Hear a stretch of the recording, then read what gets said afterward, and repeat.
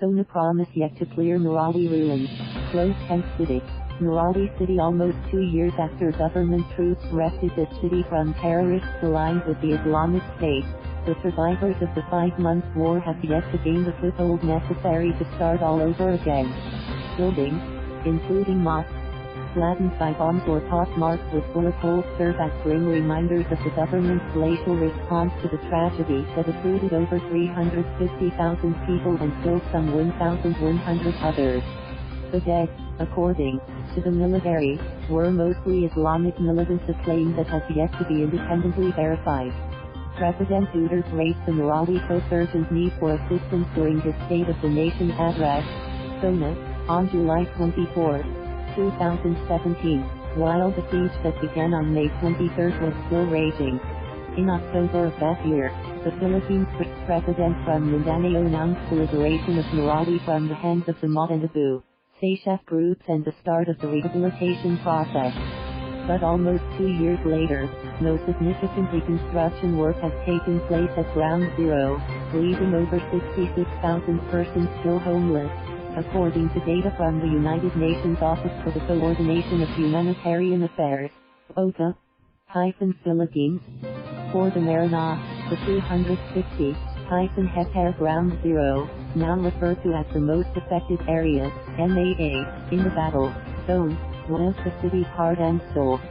Spanning 24 of Marawi's 96 villages, it hosts much of the city residents' business establishments and cultural heritage sites. 10 cities of the 66,000 displaced persons listed by Ocha-Philippines, at least 51,750 are home-based bakwit, or evacuees staying with their relatives.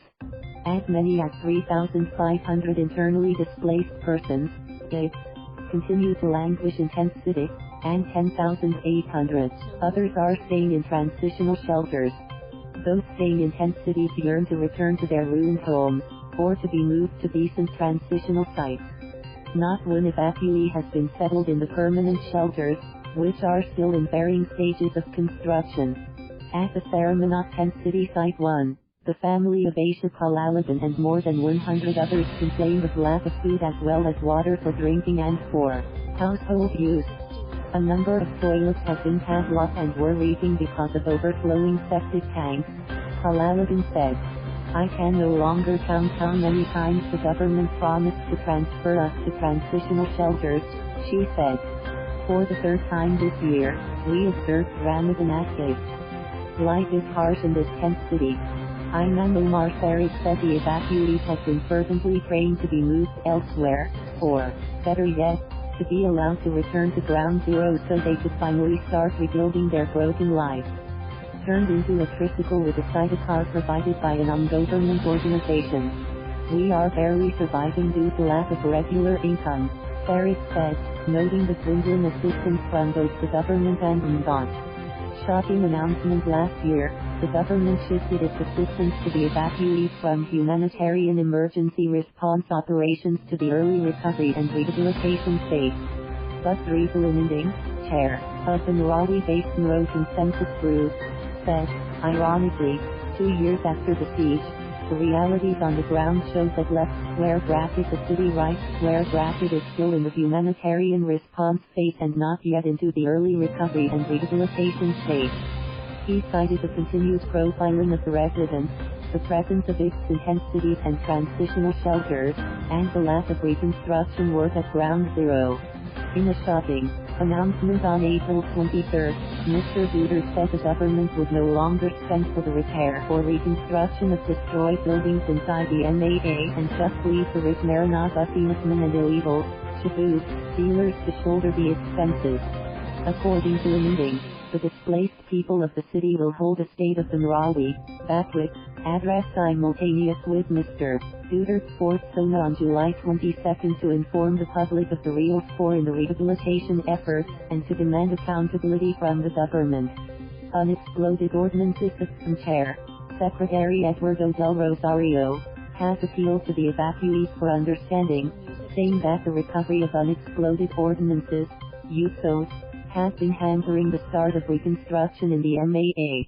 Left square bracket we are conducting the rehabilitation right square bracket slowly but surely to ensure the safety of the residents, he said at a press briefing in the MAA in April.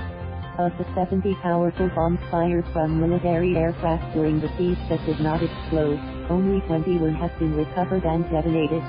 The rest of the unexploded bombs, which range from 100 to 500 pounds, are still lying somewhere in the MAA.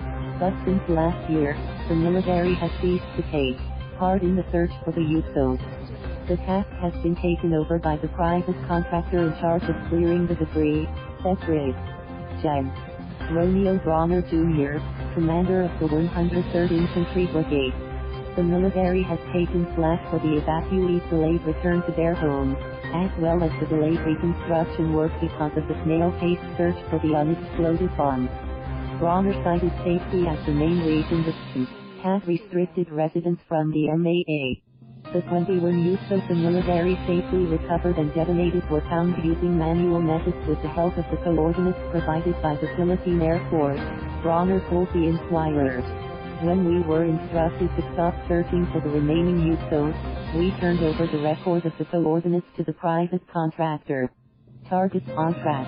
The NHA, which is in charge of debris clearing and demolition, awarded the P2.2 billion debris management contract to Marawi Construction and Trading.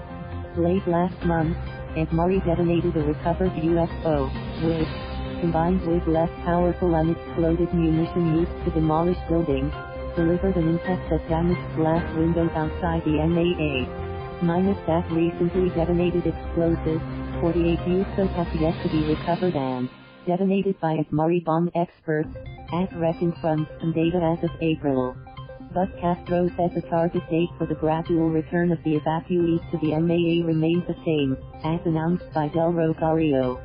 Residents of Sector 1, Duranis, Galali and Dabudaban, may start the repair of their houses this July, but first, they would have to secure a permit from City Hall, he said.